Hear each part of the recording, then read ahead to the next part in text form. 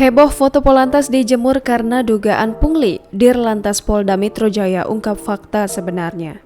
Beredar foto sekitar 12 anggota Polantas Polda Metro Jaya yang diduga kedapatan melakukan pungutan liar di jalanan pada Senin 6 September 2021 siang. Dihukum fisik oleh pimpinan di halaman Polda Metro Jaya.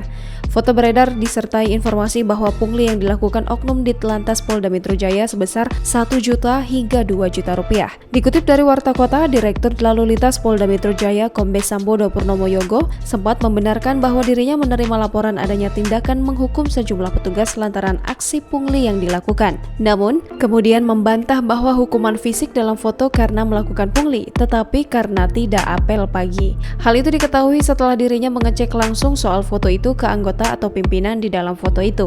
Sambodo menyatakan bahwa foto belasan anggotanya yang dihukum fisik di halaman Polda Metro Jaya pada Senin 6 September 2021 siang bukan karena melakukan pungli, tetapi karena tidak melakukan apel pagi. Jangan lupa subscribe, share, komen, dan like ya!